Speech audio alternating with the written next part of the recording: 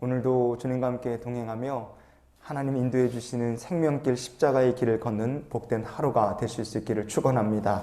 잠언서 19장 24절 말씀 같이 읽겠습니다. 게으른 자는 자기의 손을 그릇에 넣고서도 입으로 올리기를 괴로워하느니라. 아멘.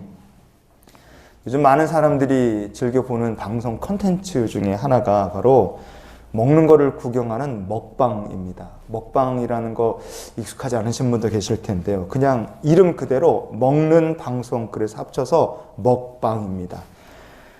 세상에 별의별 방송 다 있겠지만 이 먹방 보면 정말 신기하더라고요. 외국 사람들도 먹방을 한국 사람들한테 배워서 외국 사람들도 먹방을 해요. 그 먹방 찍는 방송 찍는 사람들 보면 뭐 라면 한뜩 싸놓고 뭐 치킨, 떡볶이, 뭐 삼겹살, 과자, 김밥 온갖 종류의 먹을 거를 그냥 다 늘어놓고 그냥 산더미 같이 싸놓고 그걸 혼자서 다 먹는 거예요. 근데 그 먹는 장면을 뭐 적게는 몇 명, 많게는 몇천 명, 몇몇 명이 그걸 지켜봅니다. 그 남이 먹는 거를 구경을 하면서 인터넷으로 사람들이 이렇게 보니까 막 채팅을 쳐요. 막 왁자지껄 떠들고 또 도네이션이라 그래서 또 먹는 그 사람한테 또 돈을 또 주고 아주 보면 난리도 아니에요. 뭐 이런 게 다 있나 싶어요. 여기서 한번 우리가 이렇게 질문해 볼 수 있죠. 그러면 그 먹방을 보는 수만 명이 먹방을 본다 그러면 그 중에 배부른 사람은 몇 명일까요? 딱 한 명이에요. 그거 먹고 있는 사람 한 사람입니다. 아무리 몇만 명, 몇십만 명이 그 방송을 먹는 거를 맛있게 먹는 거를 본다 할지라도 자기가 밥숟가락 하나라도 내 입으로 떠넣어서 넘기지 않으면 자기의 줄인 배는 채워지지 않습니다. 온갖 먹방을 다 본다 할지라도 그거는 그림의 떡이에요. 내 육신이 살려면 귀찮고 힘들고 괴로워도 사람이 자기가 직접 먹고 자기가 직접 마셔야 됩니다. 남이 대신 먹고 대신 마셔주는 건 아무 소용이 없기 때문에 그래요. 영적으로도 똑같습니다. 아무리 귀찮고 괴로워도 내 영이 살기를 원한다면 우리가 하나님의 말씀을 먹어야 합니다. 다른 사람이 아무리 은혜 받고 펄펄 뛰는 건 그게 무슨 의미가 있겠어요. 우리가 하나님 앞에 기도해야 되고 우리가 하나님께 찬양하며 은혜의 자리로 나가야 됩니다. 그래야 누구의 영이 살아요? 내 영이 살 수 있는 거예요. 창세기 34장을 보면요. 야곱의 딸 디나가 세겜성에 갔다가 놀러 나갔다가 영 좀 안타까운 일을 당해요. 험한 일을 당하고 나서 자기 동생 때문에 아주 분노를 한 시므온과 레위 두 오빠가 세겜성 사람들을 속이고 큰 살육을 벌이고 맙니다. 그때 하나님께서 이 야곱과 그 가족들에게 그 닥친 위기를 어떻게 풀어나가게 하시는가 오늘 우리가 말씀을 좀 봤으면 좋겠습니다. 창세기 35장 1절 말씀을 보시겠습니다. 일어나 베델로 올라가서 하나님께 거기서 제단을 쌓으라 하신지라. 아멘. 하나님께서 야곱과 그 식구들더러 직접 베델에 올라가라, 제단을 쌓아라 이렇게 말씀하셨습니다. 하나님의 말씀에 순종을 해서 예배의 자리로 나가는 것도 사람이 해야 됩니다. 예배의 제단을 쌓는 것도 우리가 순종하고 해야 될 일입니다. 하나님 앞에 스스로 정결하고 구별된 삶을 사는 것도 결국은 우리가 결단하고 순종해야 될 일입니다. 남이 결단하고 정결하고 구별된 삶을 사는 것이 중요한 것이 아니라 우리가 직접 해야 될 것이 있는 거죠. 창세기 35장 4절 말씀을 이어서 계속 보시겠습니다.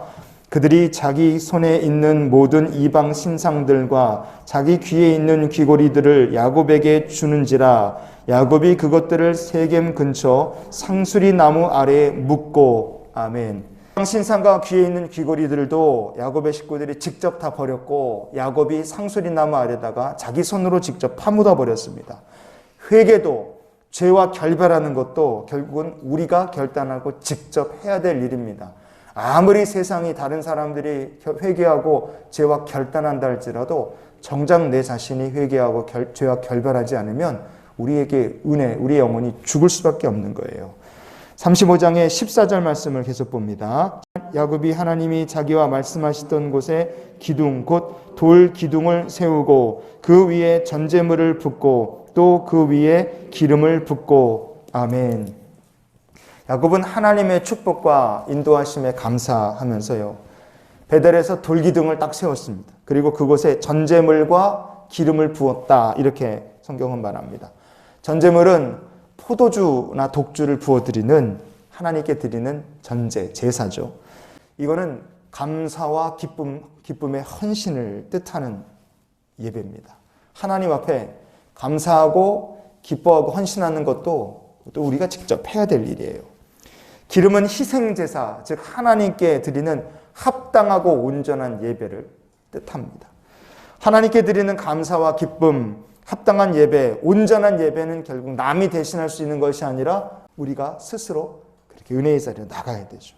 그래서 우리가 힘써 먹어야 될 것들이 성경에 이렇게 나와 있습니다. 시편 104편 15절 말씀을 마지막으로 함께 보시겠습니다. 사람의 마음을 기쁘게 하는 포도주와 사람의 얼굴을 윤택하게 하는 기름과 사람의 마음을 힘있게 하는 양식을 주셨도다. 아멘. 하나님께서 우리에게 주신 것, 우리 영의 건강을 위해서 먹어야 될 것들이 여기 3개 나오죠. 사람의 마음을 기쁘게 하는 포도주, 야곱이 베델에서 돌기둥 위에 부어드렸던 전제처럼 헌신하는 이들에게 하나님께서 기쁨의 양식을 주십니다. 사람의 얼굴을 윤택하게 하는 기름이다 그랬어요.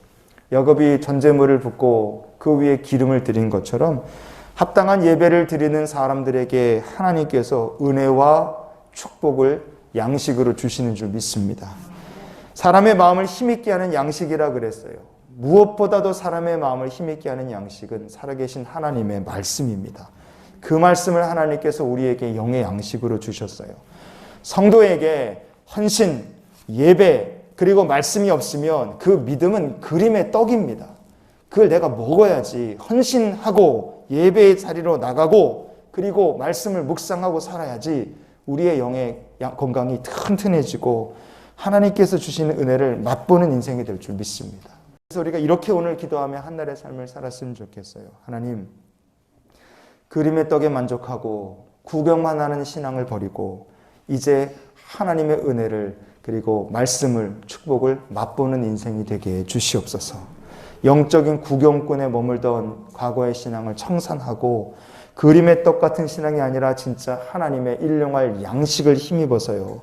이 영적 기갈의 시대를 헤쳐나가는 우리 모두가 될 수 있기를 예수님 이름으로 축원을 드립니다.